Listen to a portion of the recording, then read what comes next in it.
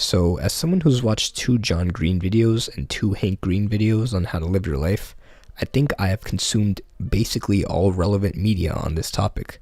But to be honest, listening to other people telling you how to live your life the right way, no matter how smart you think they are, is kind of like learning how to tie a tie by watching someone tie a tie. Especially from this angle, it's not going to work. I mean, you can't see anything, and all of the orientations are reversed, and they're doing whatever with their hands at light speed. They could be airbending for all you know.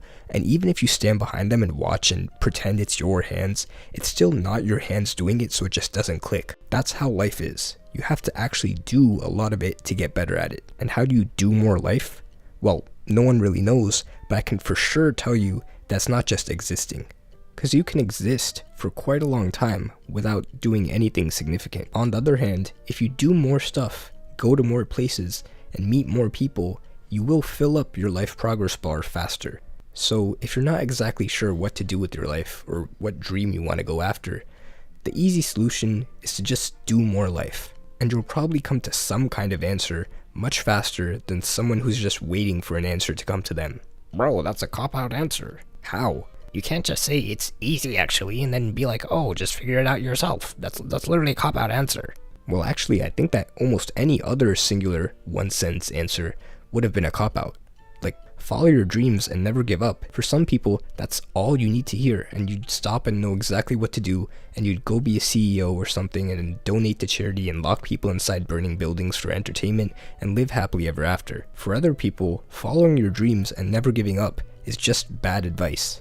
Like, if you're 5'8" and exceptionally good at physics, but your dream is to play in the NBA, you maybe have a 1 in a million chance of doing it. In 999,999 cases, you will start training 6 hours a day, wear down your kneecaps, tear your ACL, and give up a stable income just for a chance at maybe getting into the Japanese league. But if you had just continued what you were already good at, researching rocket science or something, you probably would have had a happier life, even if it wasn't necessarily your dream. Thank you, Hank Green. Some people will be happier going all in on their dreams. Other people will be happier going all in on something they already have the tools to do. It's your job to figure out where you are on this line. But that's not to discourage you from your dreams, because there's actually a really famous video of a Carnegie Mellon computer science professor named Randy Pausch, who at age 47 got diagnosed with pancreatic cancer, and he got to give one last lecture to a room full of students, knowing that he only had 6 months to live. So he goes over how, as a child, he had about 6 specific dreams. Some of them were big, some of them were impossible, and others were pretty achievable.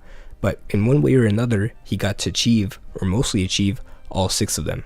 Not only is it pretty entertaining to listen to, but it also just goes to show how achieving stuff early in your life will teach you lessons that will make you better at achieving more stuff later. And before you know it, one day you look back and you've got like a whole Wikipedia article's worth of achievements.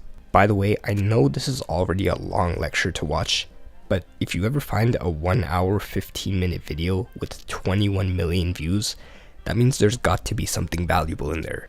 Even later, Randy Pausch actually wrote a book called The Last Lecture, where he basically wrote you an entire guide to achieving your dreams and how he applied it to his life. And I know you might have tuned out when I said the word book. At least I tuned myself out when I said it, but lucky for us, there's actually a full guide to the book, condensed and summarized with an expert analysis on an app called Shortform, today's sponsor. For basically any nonfiction book you've ever wanted to read, Shortform has a condensed full guide to that book, which you can start reading with literally 2 or 3 clicks on your computer or 2 or 3 taps on your phone.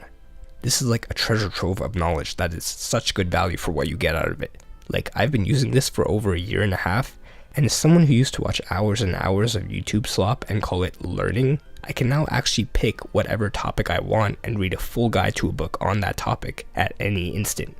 Shortform is the reason I found this book in the first place. In fact, it's actually how I discover most books these days, because they add new ones every week, and you can choose pretty much any category you want. If you want to try it yourself, right now you can sign up for their 5-day free trial using the link shortform.com/easyactually, which will also give you a 20% discount off the annual subscription. That's shortform.com/easyactually. The link will be down below. Alright then, so hopefully so far I've prevented you from going down the standard human life crisis pathway, which, after a bit of thinking, I've realized is usually connected to Japan. But of course, it's a scary thought that eventually you'll have to pick one thing to do with your life, that thing usually being your career. It's easy to have this idea that when you pick your career by age 25 or something, that you'll just set up your entire life and then ride it out in a simulation until the end, with absolutely nothing you can change afterward. But in reality, there's a lot of things you can't just uproot your entire life to go and do, but at any time, there is still an infinite number of possible things you can do. Like, maybe you have $50,000 in student loan debt to become a doctor, and you don't want to switch out of becoming one. You can still start making YouTube videos or get good at math while studying to be a doctor. Once you realize that, you stop worrying about what to do with your life, and you start thinking, well, of all the possible things I could do today, what do I want to do? So there isn't just one singular 2-step guide that you can follow to live a good life. That's like trying to draw an owl in 2 steps. You can't. I mean, you can draw a pretty good owl with practice and time, but it's just misleading to try and fit it into 2 steps. So is that it? No, there's actually 2 more things I learned thanks to this video. Number 1, floss and wear sunscreen. This advice isn't really about the floss or the sunscreen, but it's more about realizing that you will get older, and the things you do now are deciding the fate of the older you, especially health-wise. Flossing and sunscreen are great examples because most people know you're supposed to do them, but you don't really feel any immediate benefit, and especially when you're young, your skin is fine and your teeth are healthy and it seems like it's going to be that way forever. But the you in 30, 40, 50 years, that is who you wear sunscreen for. Number 2, keep an ongoing memoir of what you do and what you experience.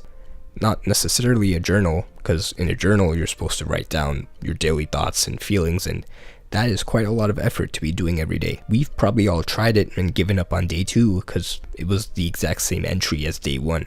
But with the memoir, you only really write down significant things that you do in your life, as well as significant events that happen to you, so that you always have a record of what you have done with your life. And I'm not saying it has to be super detailed or even physical. It could literally just be an inconspicuously titled Google Doc written in white text starting on page 2 so that nobody knows about it and no one can find it except you and your nearest Google data center. If that helped, I'm collecting donations in the form of subscribes to fund the next video.